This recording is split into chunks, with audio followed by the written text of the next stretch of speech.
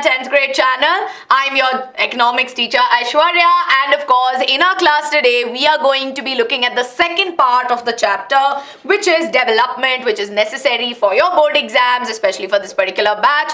And of course with today's class we are going to be finishing off the first chapter in economics, which is development, after which next Tuesday we are going to be having a complete revision of this chapter with a Menti quiz that is going to have PYQs, that's going to have important objective questions. So today we are going to be finishing it up. Now I know today you've had a very long day, right? You've had a lot of classes coming your way, and I'm sure that there are going to be many students who are going to be watching this video much later after the live stream. But students, very quickly I request all of you to please make sure that you have your notebooks, you have your pens and you have your pencils ready. I will tell you all the important pointers from your textbooks as well. So have your textbooks handy, have your notebooks handy, and have your pens handy with you, pen/pencil. And very quickly for my live students, I hope that my audio, my video and my screen and whatever I've been writing on the screen is visible to all of you. If it is, students, give me a quick thumbs up in the live chat to let me know that we are good to go. Yes? Now I can see a lot of students are having a lot of parallel conversations. I request you to kindly not disturb the class, because of course my aim is that in the next 30 minutes maximum, right, I want to wind up this particular topic or the topics that we are going to be covering today. Yes, good evening Anurag, good evening AV, good evening Vrinda, Dhanashri, many other students who are here live. Thank you so much for being so enthusiastic, right? Yes, I'm good. I hope all of you are doing good as well, right? Game changer, if you have an issue, bacha, tell me what is the part that you are not understanding, right? I always tell you in my class and in general, always be kind. So if there's a problem, let's discuss. Yes? Okay, good evening to everyone, and of course we are going to get started. But of course students, if you are very new to the channel, right, and of course if this is the first video that you are watching, please make sure that you already have a timetable or a screenshot of the timetable ready, because as you know we have regular classes for all of you. Now of course of late we have been taking some extra classes as well, especially for grade 10, right? Because see, you guys are having your exams, you are going to be making sure that you guys will have your unit tests very soon, and in your case, especially even for 9, but in your case specifically, we are going to be having these extra classes that's going to help you with your periodic assessment. And in your case, every periodic assessment is important, which is why we don't take anything properly, right? So of course with this, everybody take a screenshot, and very importantly, for the very same reason that we take extra classes, I request all of you to do not forget to hit the subscribe button on the channel, right? Okay, Harshit Yadav, that has been rescheduled to next week. Yes, so that's going to happen next week. Yes, so let's quickly move on, right? So of course in the previous session, yes, we discussed about development. We understood what is the idea of development, which is nothing but progress overall, whether it's economic development, personal development. We understood that the ideology about development revolves around progress. And we saw that the perspective of development could be different, wherein different people could have different goals, where there could be times when the ideologies of development could be conflicting. And we know that for development to happen, there would be some materialistic goals, while there could be some non-materialistic goals. So we understood the basics behind this particular topic. Then of course we learned a very important topic on national income, right? So now if I need to measure whether a country is developing, so now we are not just talking about individual development, but of course we know that we look at it also as a national development. And in national development, if we were to sort of assess whether a nation is developed or no, how could we analyze this? We could analyze it by, looking at the national income, which is nothing but the total income of all the residents in the country. So national income is the same as total income. Yes? All right. So students, very quick question for all of you. If the national income of United States of America is the highest in the world, does this mean that it is the most developed country? Take a minute and tell me if this particular statement is true or false, right? So of course we'll have a poll right here. So Shiva, can we have a quick poll for the students? And students watching this video much later, pause this video, take a minute and give me the answer. Do you think that if the national income, which I told you is the total income of all the residents of a particular country, if it is the highest in the world, does this mean that USA is the most developed? So now of course the poll is live and you can quickly interact with the poll and tell me if this particular statement is true or false. So now of course many of you have understood the concept well, and the statement is false because income is just one of the many aspects of development. So we understood that just using national income does not really tell us whether a country is fully developed or no, right? Which is why we brought in, or I would say, the total income. Yes, that is a more specific way of telling that. So we understood that total income is not going to give us an idea because first and foremost the total or the national income also depends upon the population, right? So if the population of the country is more, then of course the total income is going to be considerably more, which is where they came up with another understanding, which is the per capita income, or what we call as the average income. Now I told you that this particular formula is very, very important. So if you have not star marked this in your textbook, please star mark it. Per capita income is the average income, which is nothing but the total income of the country divided by the total population, right? So that is what we understand as per capita income. And people felt that if we use per capita income as the only basis, then it makes it easy for us to assess. So based on that, here's a quick question.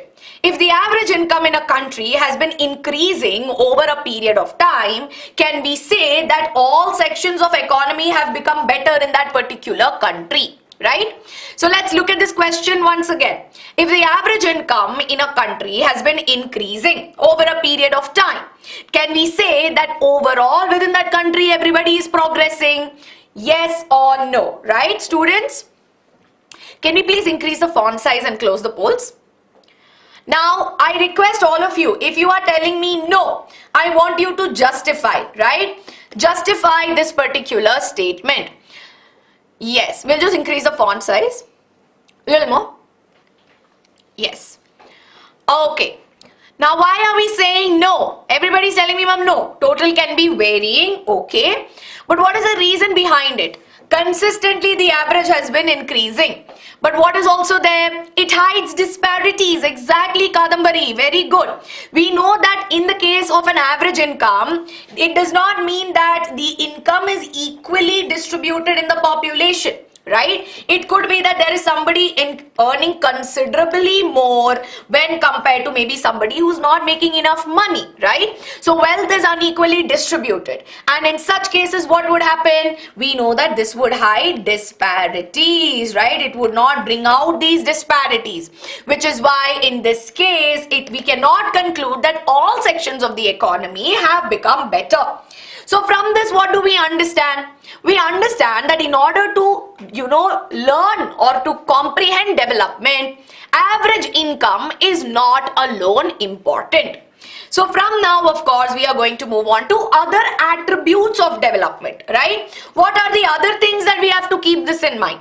Let's take an example within our country, right? Now, this is an example which is there in your textbook. So let me quickly open the textbook, and everybody in page number 10, right? So in page number 10, they have given you this particular table, which is a comparison of various attributes between Haryana, Kerala and Bihar. Now please put a star mark because in your exams they can give you that table, right? So that table can come and they will ask you MCQ based questions on the same, which is why I request all of you to please put a star mark whenever you are studying. I'm telling you, in every exam one question is bound to come, so I request you, right? And of course students, towards the very end of this session I will give you some important PYQs also, not with the answers but some most probably asked questions, what kind of questions you can expect, right? So that's definitely going to help you out. Now I will take a doubt board, of course, because I can see Ankit and many others are asking me doubts. Some of you are asking me doubts on, ma'am, what is sustainable development also. Do not worry, I'm going to be explaining all of that. Nobody's free to talk here, so I request you to pay attention in class, right? So now, of course, let's take the example. Now this right here is the Anurag. I'm going to teach you that towards the end, so I request you to be a little more patient, right? So moving on. Here we have the per capita income, right? So this right here, what you see is the per capita income in rupees, yes? And of course, you see for Haryana, it is going to be this much. Then of course, you have Kerala and then you have Bihar. Now, based on just per capita income, what can we say? Yes, What can we understand from this? We can say just on the basis of per capita income, right? From this particular chart, right? We know that Haryana is more developed than Kerala, and Kerala has more development than Bihar. Just based on this. But that is not the case, right? We know that now just based on this, we cannot do that. Now, of course, we know that per capita income is not a great indicator of development, because distribution of income is one aspect, but it does not tell us anything about the quality of life, right? They say nothing about the quality of life. So how can you and I measure or understand a little bit more about the quality of life? So there are some terminologies that we need to come in understanding, right? So the first terminology, and see, most of the time we tend to not remember what each terminology stands for, and that's why it gets confusing, right? So the first one is going to be infant mortality rate. It is there mentioned in your pay textbook. Just put a star mark, page number 10 pay, it is there, the definitions, right? So infant mortality rate indicates the number of children, right? Number of children that die or that are not able to survive before the age of 1. Yes, as a proportion of 1,000. So in every 1,000 children, how many of them, right? How many of them are able to survive, or how many of them die, right? How many of them die before the age of 1 in that particular year? Yes, so that is what we mean by this. IMR also indicates the overall health scenario of the country, which means that lesser the IMR, right? If lesser number of children, like for example, out of say 1,000, maybe only 1 or 2 children don't survive before the age of 1 due to some health condition, some terminal health condition that has no cure, right? That means that for that particular state, the infant mortality rate is very, very low. If infant mortality rate is very low, that means that the healthcare system, right? Healthcare system is very good in that particular state or in that particular country. Are we clear? Right? Are you all clear with what is mortality? Basically refers to how many people have lost their lives, right? So that's what we mean by mortality, which is why here we're talking about the number of children that die before the age of 1. Simple. So this is something you need to understand. Yes? Next up, right? So quality of life is of course with what kind of health, the healthcare that is provided, right? Now, of course, the next thing that we need to look at is going to be the education, right? Students and children need to have access to education, right? Which is why here we measure literacy rate and net attendance ratio. Now, literacy rate is basically how many children, right, or what is the proportion of population that is literate. So 7 and above group, right? 7 and above years how many of them are a literate population? That means how many of them are able to read and write, right? So that is all you need to understand here. Whoever have an understanding of reading and writing above the age of 7. Are we clear with this? Yes? Being literate means being able to read and write. Yes? But net attendance ratio is slightly different. Net attendance ratio talks about how many kids are going to school. Yes? So how many people are actually attending school and they are present in school. It's one thing that me as a child, I am able to read and write. But am I getting access to education? Am I going to school? That is something that we need to write. Yes? So here we're talking about the total number of children of a certain age group, right? Of an age group of 14 to 15 attending school, right? Or how many percentage of students are attending school of that particular age group. That is what we understand as your net attendance ratio. So now we are clear. Literacy rate, how many can read and write? Net attendance. Attendance means what? Simple, no? In class you take attendance. In school you take attendance. Yes?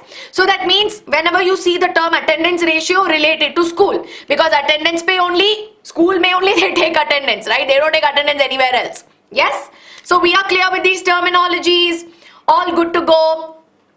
Yes, Hardika, that is another thing, right? If a child is able to read and write but is not able to attend school, then that means that it's going to have an impact. That means that now what is the reason? So then only these are ways in which these percentages, these are calculations in which we are able to assess, right? If kids are able to read and write, why is it that they are not able to go to school? Is it because that there are, population of people who don't have enough income by which they are not able to send their kids to school? Yes. So I am here, or this child is here, he can read and write, but his parents don't have enough money, right? Or maybe they're just daily wage workers, that they're not able to send them to school. Then this is an indication for the government. Okay, chalo, I can see that there's a population, so we need to do something about it, right? So this is how we measure things. Yes, literacy rate is measured in percentage. Yes, it is measured in percentage. How are they able to read and write? See, parents. So if you think about it, when you were a child, right, when you were very young, your parents are your first teachers, right? They'll be the one teaching you small things. So normally they can learn reading and writing from their own parents. Maybe in their mother tongue they will be able to read and write. Yes, or maybe, in their mother tongue they'll be able to read and write, right? So here they're not saying reading and writing specifically in English. It could be in your mother tongue also. So that is one way of looking at it. Yes. So with this, of course, everybody, let's start comparing, right?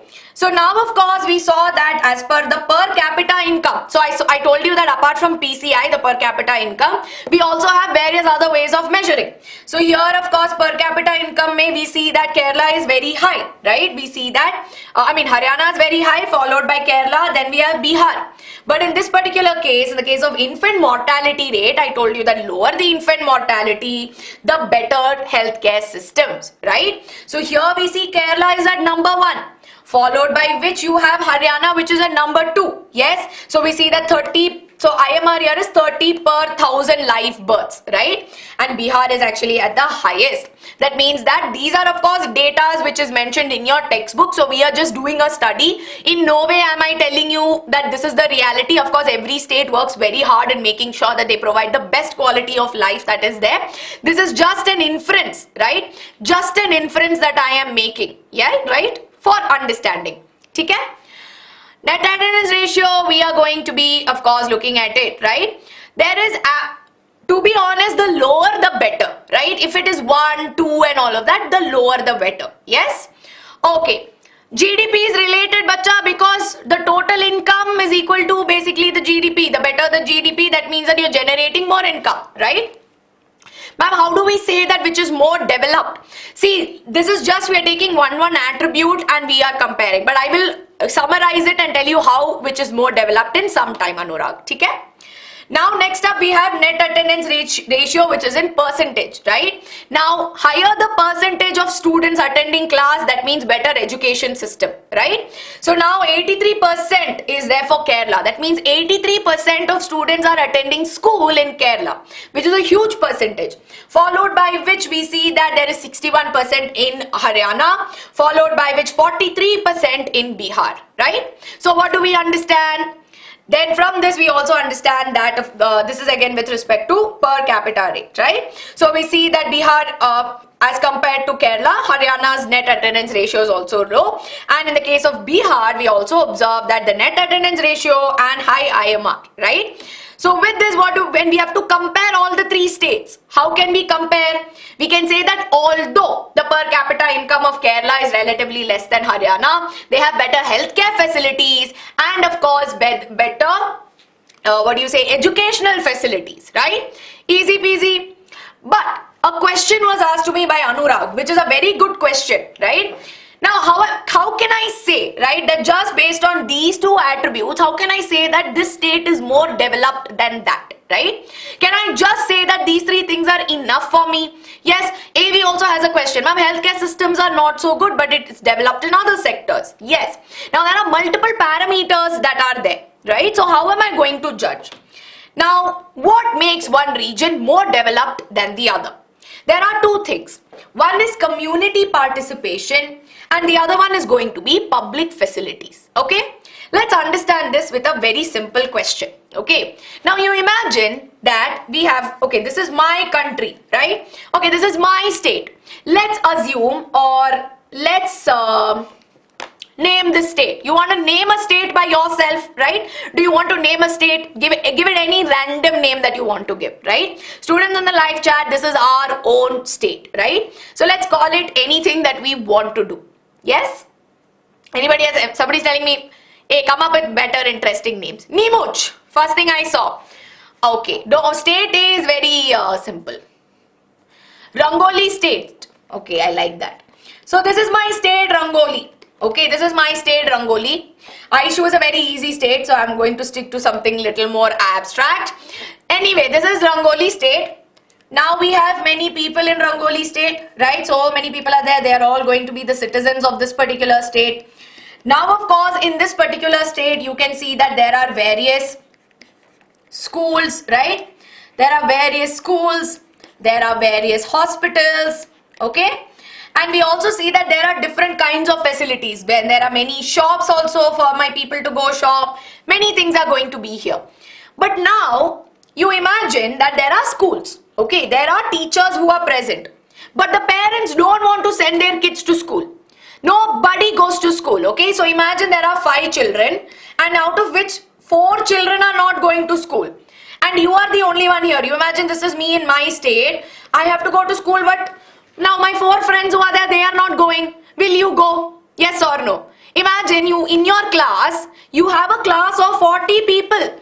And you remember the day when imagine like 35 of them don't come and 5 of them are sitting in class. How will we have motivation to study? No, right? When all our classmates are there, you will be like, oh, okay, chalo, at least I will study. That person is studying. Oh, that you know, topper bacha sitting in front and writing notes. But topper has also not come. It's just you and 4 other people and you're like, what only am I doing, right? So now, of course, at this point, it's, you know, normally we have this motivation to study because our community is such. People are going to school. Then of course later you'll say, oh, they are going to tuition. Maybe I should consider tuition. Okay, then I will go to tuition. So basically community participation. There needs to be like-minded people in the community, right? You need to have like-minded people in the community so that the things work, right? Similarly, you imagine that there are hospitals which are available, but people will not visit the hospital.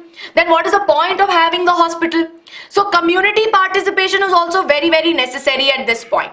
Now, of course, another thing that you need to keep in mind is efficient public facilities, right? So all these things that I spoke to you about, hospitals, schools, grocery stores, right, police stations, whatever it may be, you need to have efficient public distribution, public facilities, right? And in some states, we know that the public distribution system that maintains these public facilities, when they work well, right, we see that that also makes things efficient. So now if you see, one thing is one aspect, right? One aspect of per capita income, it includes your attendance ratio, this, but it also encompasses some abstract things, some very important humane things, right? That is to have community participation and of course making sure that public facilities are there, right? Which is why, as we observe, based on all of this, Kerala is relatively a more developed state when compared to the other 2 examples that we have. So are we all clear? Yes, exactly. Public facilities should be good and should be used by the people. To be honest, when you have good roads, you travel, you use them frequently, right? Similarly, a lot of things are there. Roads, to have proper infrastructure, having connectivity, having proper buses that connect, or to have metros. Those are all public facilities that we use, right? Now, if I take the example of Bangalore. Now, Bangalore is a state, or Bangalore is a city which has a lot of traffic. Now, the building of these metros are done so that it eases out on traffic, which means as a citizen of this state and of this country, if I use those public facilities, I am also easing things out, right? And of course, at the same time, having access to water, like how Shreya tells me, that is also very important, right? Availability of water. So that is also quite important to have. So are you getting an understanding, right? Yes. Okay. Access to public facilities is one aspect of it, right? Okay. Ria is paying attention. Yes, Ria is paying attention. So will all my other students like Rishabh and Kimshi. In case if you don't want to be in class, I request all of you, no pressure, you can leave the class, right? Yes, which is why if you see, basically the first thing that we do is to make public facilities accessible to more people, right? Ma'am, the birth ratio, the lower the better. Please tell why. See, birth, like I said, it is infant mortality rate, right? So that is what we are talking about. Anurag Bacha, I missed your question. I hope I answered your question, but in case, right, if I've missed something, you can send it to me once again. More or less, AV, more or less. I would say, more or less. There's a lot of access to it, right? See, like I said, Bangalore is a developed city. If so, we come across a lot of pollution, right? Now, of course, we are moving towards, right? We are moving towards making sure that we move towards using electric vehicles, less pollution. So those are all aspects. So even though things are developed there, it's not like there's a full stop to development. No, we can always make things better. Ma'am, how do we know which is developed? So, based on the following factors, Anurag, you will first consider if the state in question has what is the per capita income. Now, along with that, you will consider is the healthcare system good? Is it having low infant mortality rate? And how many people are having access to education? That means there will be high percentage of net attendance ratio. Now, along with that, we will also understand that there is community participation and of course efficient public facilities. Now that's normally because, see, again, like I would say, access to education, right? So normally what has happened is that maybe in certain parts of the country, right, of course we are overcoming it. Patriarchy is a very strong thing that still exists, right? So maybe sometimes what happens is that there are maybe some certain parts or certain, villages where access to education for women is not easy. Yes, but in that case we see that they have overcome those boundaries and they ensure that everybody equally, boy, girl, whatever it may be, they have access to it, right? So that's why we normally say. So now, of course, moving on, I think, Anurag, I have answered your question, right? Ma'am, if they say just less difference, so how do we, if they just have less difference, how do we say? See, now they will give, it's normally like percentage wise and data wise that we will compare, right? Okay. Example of public facilities. Array, you only tell me, you've learned this in 8th standard. Now, before I go ahead, you tell me. I know, Ankita, 8th standard mein you have a chapter public facilities. Now you should be able to tell, right? Yes. Equal education, exactly. That is what I'm coming out to. Yes, thank you. Factors for developed country or developed state / whatever is this. Transport, education, exactly. Lakshya, your answer is on the screen only. Patriarchy is where more male dominance, right? Male dominance. Healthcare, security, parks, roads, buses, everything that I have told you, right? IMR, ma'am, is transport a cause for lack of education? In some places, right? So when education is not accessible, when teachers, for example, there is a village, right, and we see that in a particular village there are no schools, yes, but in the neighboring village there is a school, but we see that there is maybe water, or maybe, I'm giving you an example, right, maybe they have to travel a lot, right, maybe they have to travel quite a bit by road to travel to the second village. Now in such cases we see that transport can be a hindrance if it is not set up in that particular village, which is why accessibility across the state is very, very important, right? So transport, when schools are far, when healthcare, normally more than schools, healthcare becomes an issue. Access to healthcare is very, very important, right? People, sometimes one hospital is like 10-15 kilometers away, and in such cases that could be an issue, right? Yes. So now, of course, I'm just going to pause for some time. I've taken some of your doubts, right? See, GDP, like I told you, gross domestic product is nothing but all that you manufacture, all that you are going to, you have made, all of that comes in your GDP, right? Now, the more you're able to make, that means the more income you're able to generate, and of course, the income is a component of, income that is there is a component of your this one development. Hence GDP is also an important component in measuring development. Okay? IMR, Meera, I've already explained. IMR is basically nothing but the number of deaths of babies who are less than 1 year in every 1,000 children, right? Live births that happen, right? So that is what we mean by this. So I hope that you are clear with it. Now I'm going to pause for some time, right? And I'm going to move on to the next aspect of it, right? So one thing you need to understand with this of course is a very small topic. But one thing you need to understand is that if health is accessible, right? So if health is accessible, that means that the nutrition or how much food that you are consuming, right, it's equivalent. When do you consider that you are healthy? When you eat well, right, and you have access to food. So body mass index is also something that we consider, right? Now what is body mass index? It is nothing but BMI is simply nothing but a person's weight, right? So we see that it is nothing but the weight of an individual in kilogram followed by the height, the square of the height, right? So why are we doing this? Why is BMI important? Now, like I said, BMI here helps us understand, right, how people have access to food or no.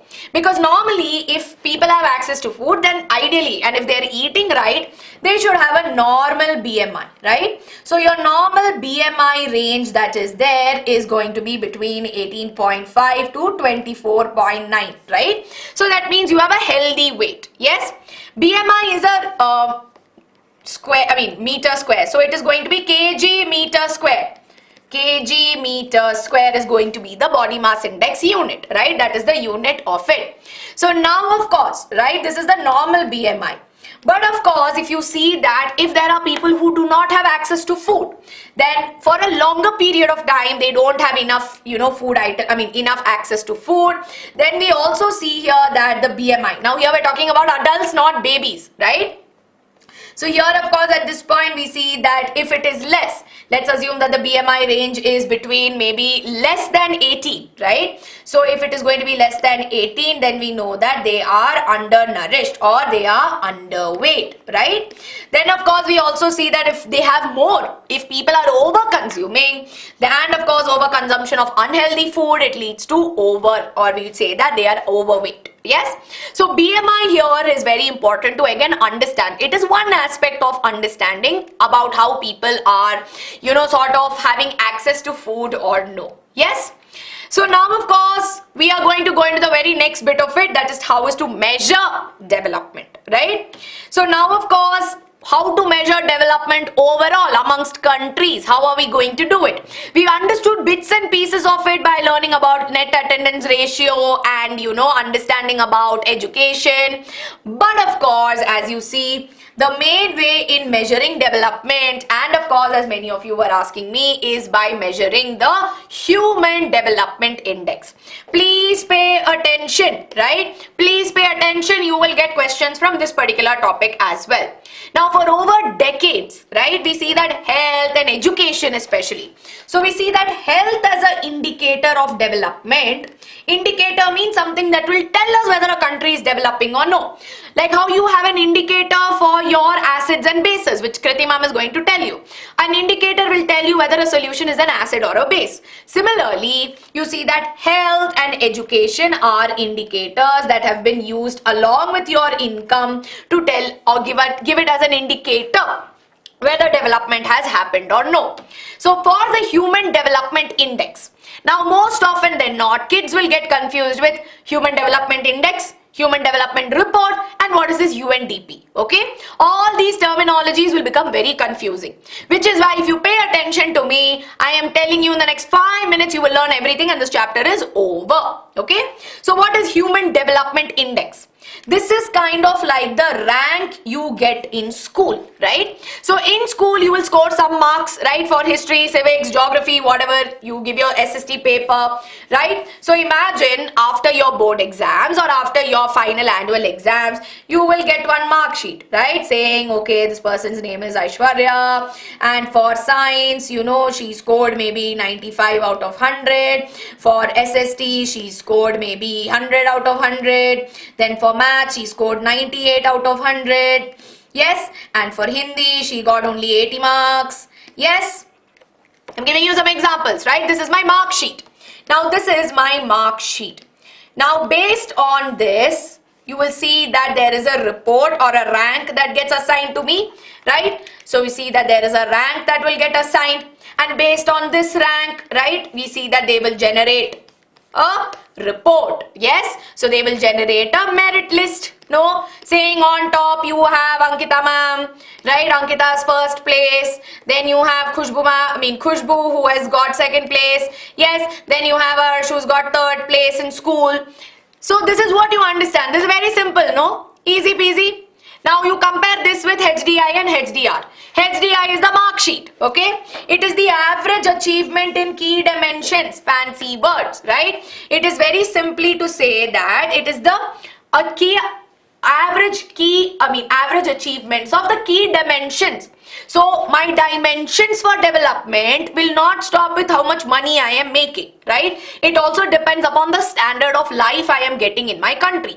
So that depends upon life expectancy, right? How much I am able, right? How much are my children able to survive?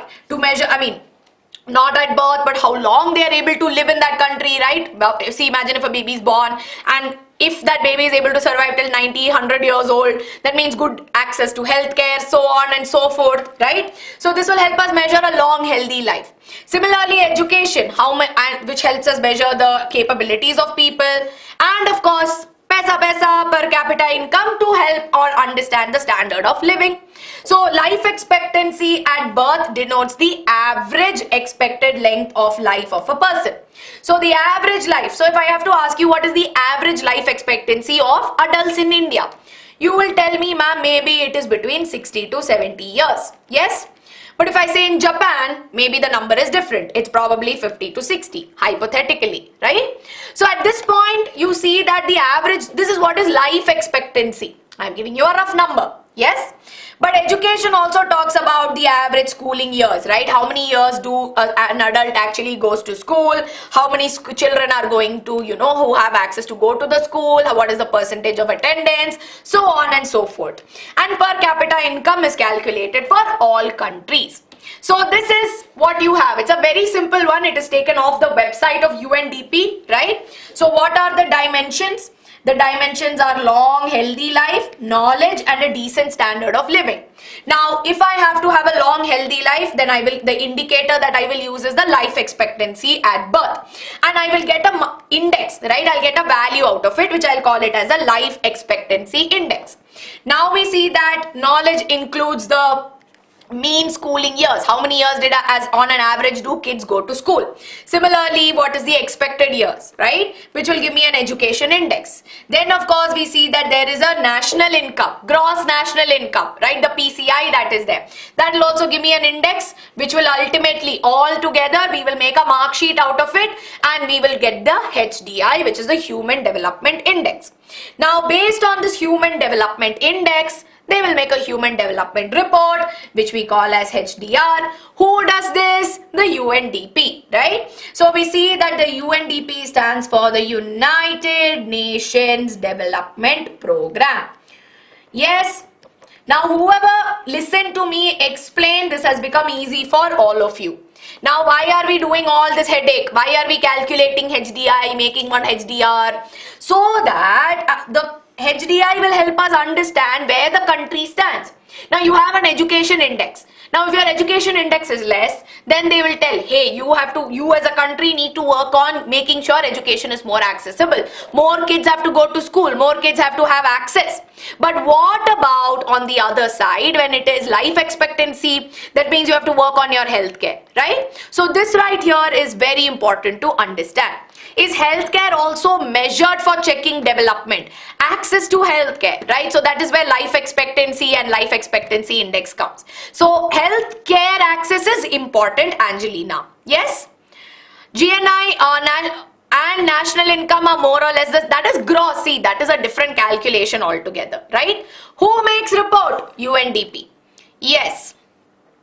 What rank India has? So as per the report in 2020, which is given in your textbook, right? India is at 131 to I think 2021 also it was more or less 131, right? So we see that for our country also there's a lot of development that we can do. Yes. Okay, so now of course we see that Norway is number 1, followed by Switzerland, USA somewhere around 17, Japan is on 19, Sri Lanka, our neighborhood is at 72, but of course now the recent report I'll have to check, we'll have to just check the thing once again. China, Bhutan, Namibia, India, Bangladesh is all there, right? So understand, HDI is measured. Yes, based on HDI, you have HDR. Now who does this? UNDP. Are we clear? Are we all clear? I told you, no, if you listen to me, I'll make this easy. I will make it easy. That's my promise to you. Yes? I hope we are all clear. So of course, very quickly, right? I'm going to wind up in the next 5 more minutes, and then I have a few questions which we will discuss towards the end, right? So now of course, when we talk about development, no? Okay, I'm going to stop and take a quick question. Is something HDR are ranks given? No, HDI are ranks given to all of them, right? Yes. Moving on, I think one question I'd like to take of Shreya's. Is this something which has all literacy rate, mortality rate together? Yes, they have different parameters of course, but more or less it encompasses all of that, right? Now, of course, when we talk about development, we have not thought about nature, right? We always think that we have to be developed, we should have quality of life. But when we think about quality of life, we need to think about the resources, right? We need to think about resources of the nation. Because if we have to develop, we should not be mindlessly over-consuming resources, right? Thinking that, oh, nature has just made all of this for me, right? For us humans. But no, these are gifts of nature, right? Which is why, as you all know, we need to be more mindful, right? Rapid exponential development is not good as it leads to overconsumption of resources. And we know that non-renewable resources, especially like your coal, your petroleum, minerals, they are all getting utilized at a large scale, which is why we need to look forward to sustainable development. Now, sustainable development is also a project work all of you have, which we will discuss in the later parts. But of course, we know that sustainable development is a development, right? Or I would say that it is a process wherein we see that the way we use our resources should be with some planning. It's as simple as that. Don't just think about the today of our development, right? Don't think that today I will use 10,000 gallons of oil just to do this and this, right? But of course, as we all know, when we think about it, we need to ensure that we use resources by keeping in the present and also thinking about the future generations, right? So we need to plan for the future. So with this, everybody, we are done with this particular chapter. So now, of course, I can see a lot of students spamming already. I request you to unnecessarily not spam. So we've learned about perspectives of development, but we've also learned about the indicators of development, where we learn national, per capita income, health and education, and we learned about how we measure development using the HDI. Yes. So students, with this, of course, we are done. HDI और HDR में difference बताओ. Craftaholic, I told you to pay attention, but I will tell you nonetheless, right? HDI is an index. It is a value you associate. Based on this, you will then go ahead and give HDR. Gaurav, why are you unnecessarily saying unnecessary things? Yes?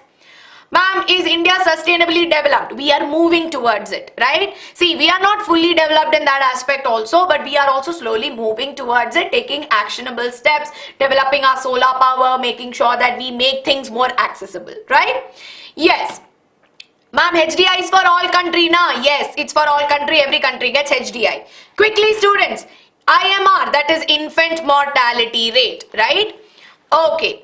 Infant mortality rate indicates the number of what? Number of babies, what? Less than a year old who die for every 100 live births in a year. Less than 5 years old who die for every 100 live births. Less than 5 years old who die for every 5 years old who die for every 1,000 live births, or less than 1 year who die for every 1,000 live births. I'm pretty sure I made some mistake here and there. Very good, very good. Correct answer here is option D. Easy peasy, right? So students, here are 8 most important questions. I've discussed this with your seniors also, and I'm sure that if your seniors are there, they will be telling you, ye to pakka aayega. Now, these are subjective questions, right? So everybody, please take a quick screenshot of this. I'll step outside. Take a screenshot and try to solve this by yourself, right? So try to solve this by yourself. Now, development of a country can be generally determined by 3 factors, Meera. We've discussed, right? Making sure that there is measuring the per capita income, life expectancy, and health indicators. I hope you have taken. Okay, you want a homework?